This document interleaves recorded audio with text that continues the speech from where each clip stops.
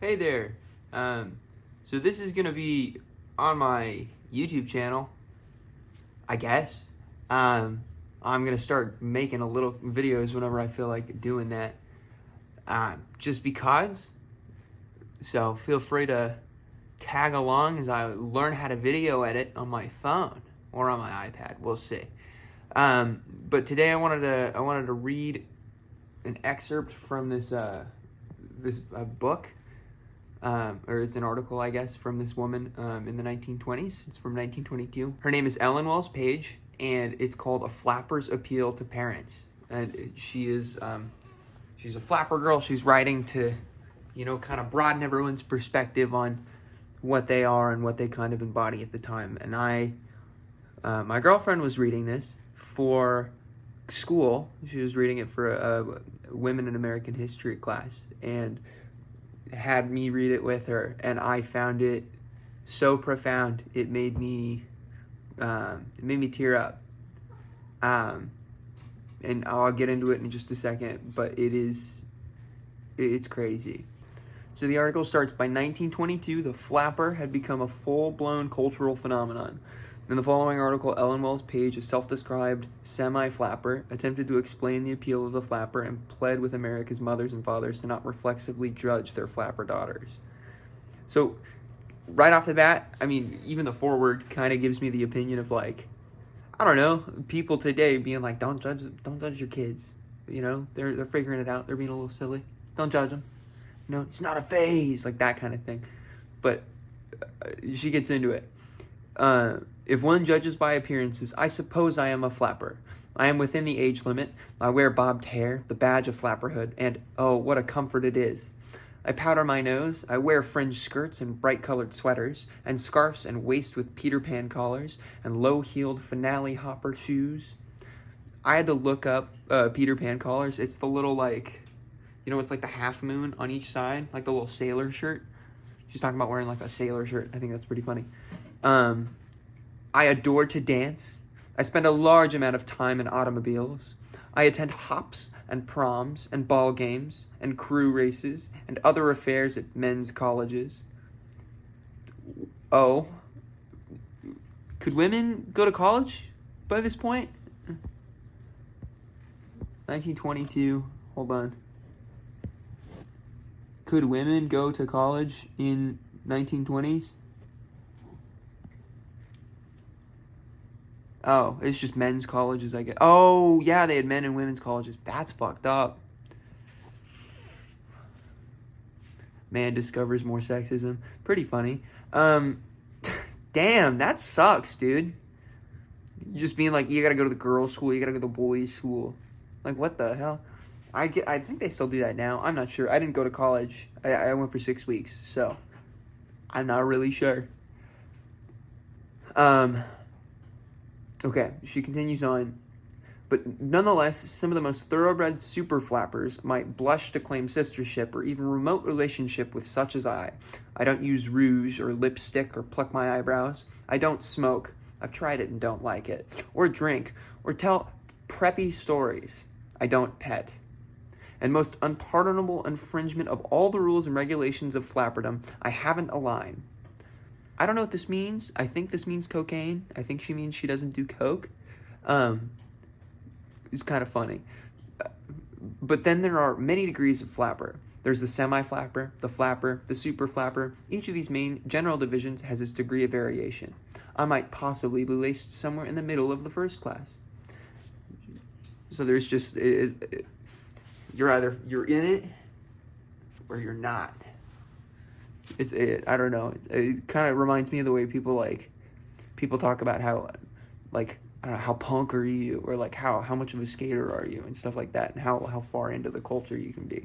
We've been doing the same shit for, I don't even know, 100 years at this point. It's pretty funny. So this is the part that I read, and it actually it got me. I want to beg all you parents and grandparents and friends and teachers and preachers, you who constitute the older generation, to overlook our shortcomings, at least for the present, and to appreciate our virtues. I wonder if it ever occurred to any of you that it has required brains to become and remain a successful flapper. Indeed, it does. It requires an enormous amount of cleverness and energy to keep going at the proper pace. It requires self-knowledge and self-analysis. We must know our capabilities and limitations. We must constantly be on the alert. Attainment of flapperhood is a big and serious undertaking. Brains, you repeat skeptically? Then why aren't they used to better advantage? That is exactly it. And do you know who is largely responsible for all this energy being spent in the wrong direction? You. You parents and grandparents and friends and teachers and preachers, all of you. This war, you cry. It is the effect of the war. And then you blame prohibition. Yes, yet it is you who set the example there.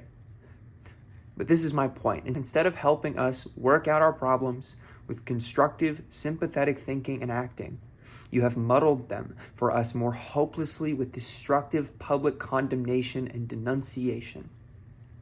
Think back to the time when you were struggling through the teens. Remember how spontaneous and deep were the joys, how serious and penetrating the sorrows. Most of us, under the present system of modern education, are further advanced and more thoroughly developed mentally, physically, and vocationally than we were at our parents' age. We hold the infinite possibilities of the myriads of new inventions within our grasp. We have learned to take for granted conveniences and many luxuries which not so many years ago were as yet undreamed of. We are in touch with the whole universe. We have a tremendous problem on our hands. You must help us. Give us confidence, not distrust. Give us practical aid and advice, not criticism. Praise us when praise is merited. Be patient and understanding when we make mistakes. We are the younger generation. This war tore away our spiritual foundations and challenged our faith. We are struggling to regain our equilibrium. The times have made us older and more experienced than you were at our age. It must be so with each succeeding generation if it is to keep pace with the rapidly advancing mighty tide of civilization.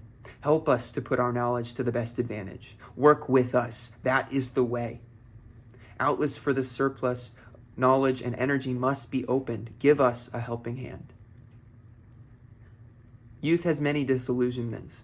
Spiritual forces begin to be felt. The emotions are frequently in a state of upheaval, struggling with one another for supremacy, and youth does not understand.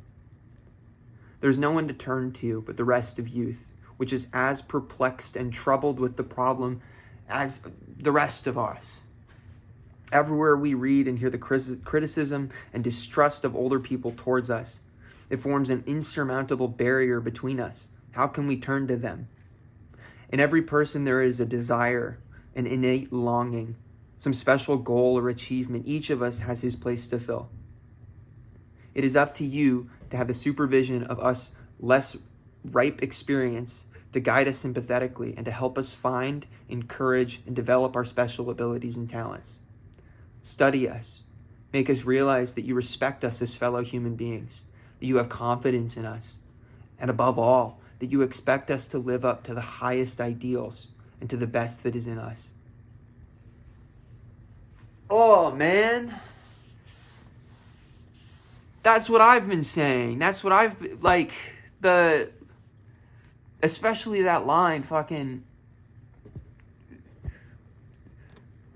and they're talking about prohibition and World War, but I mean, applicable to COVID and so many other things, and then going, yeah, this is a problem. You're right. We're all bitching.